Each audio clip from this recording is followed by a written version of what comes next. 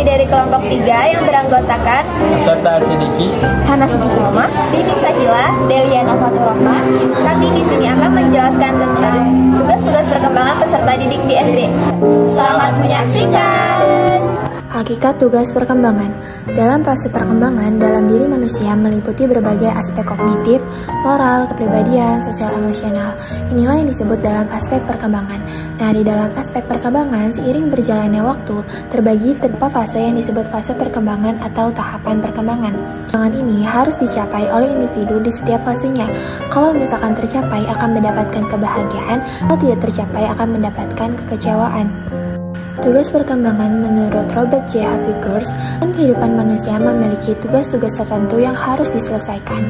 Tugas perkembangan adalah serangkaian tugas yang harus dilalui dan dipenuhi atau dicapai di setiap fase perkembangannya, dan akan menimbulkan rasa bahagia. Tetapi kalau tidak tercapai atau belum tercapai, maka menimbulkan kekecewaan. Havigers membagi tugas-tugas perkembangan ke dalam beberapa fase perkembangan seperti tugas-tugas perkembangan pada masa bayi dan kanak-kanak awal 0-6 tahun. 1. Belajar berjalan.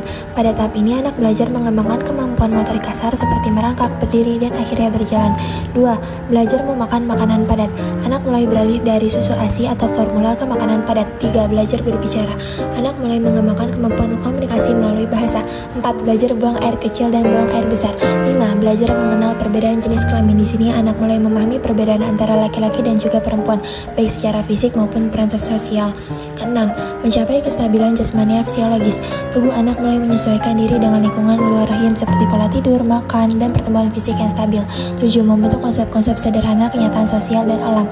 Di sini anak mulai memahami dunia sekitarnya seperti mengenal anggota keluarga, hewan, tumbuhan, dan fenomena alam sederhana. 8. Belajar mengadakan hubungan emosional dengan orang-orang di sekitarnya. Di sini anak mulai membentuk ikatan emosional dengan orang tua, pengasuh, dan teman sebaya. 9.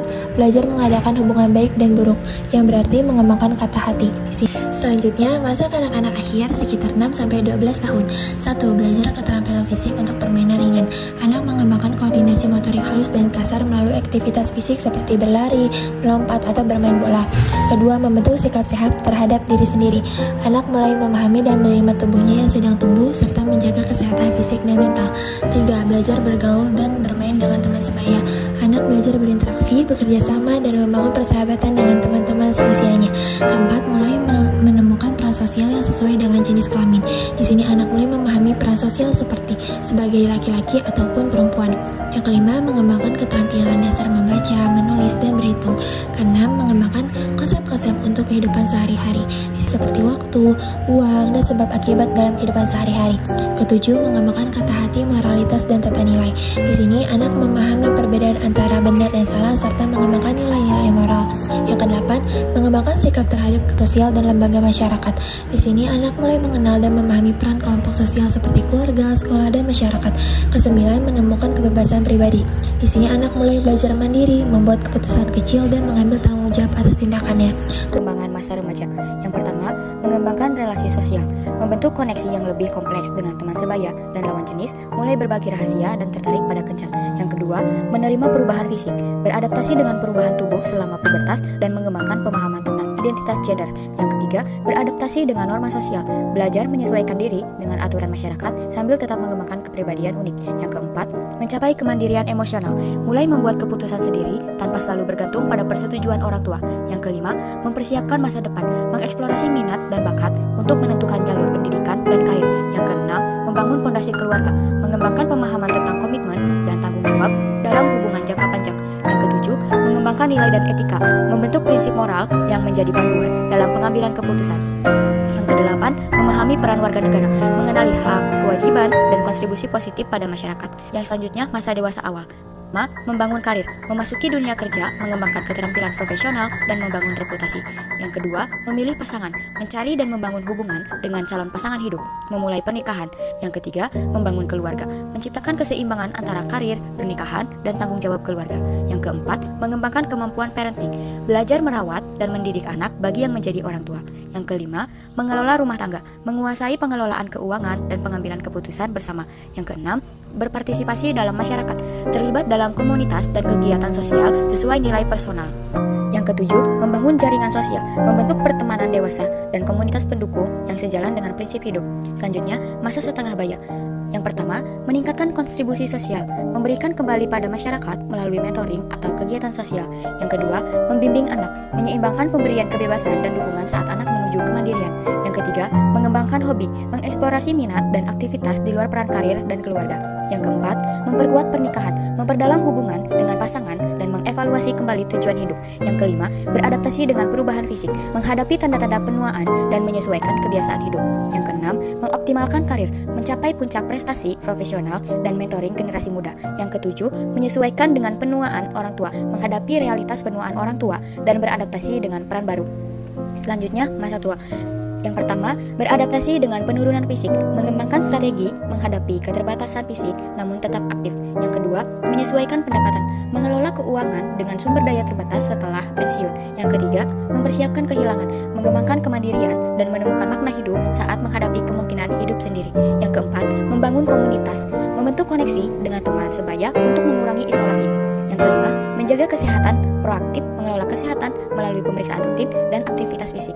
Yang keenam, menyeimbangkan aktivitas, tetap berkontribusi pada masyarakat dengan berbagi kebijaksanaan dan pengalaman meski peran formal berkurang. Materi yang selanjutnya yaitu tahap perkembangan menurut Elizabeth Hurlock. Elizabeth Hurlock merupakan seorang ahli psikologi yang sangat berkontribusi besar terhadap studi perkembangan manusia dan psikologi pendidikan. Langsung saja ke tahap yang pertama yaitu tahap sebelum lahir atau pranatal. Periode ini merupakan masa pertumbuhan yang luar biasa dari satu sel tunggal hingga menjadi organisme yang sempurna dengan kemampuan otak dan perilaku yang dihasilkan kira-kira dalam periode 9 bulan.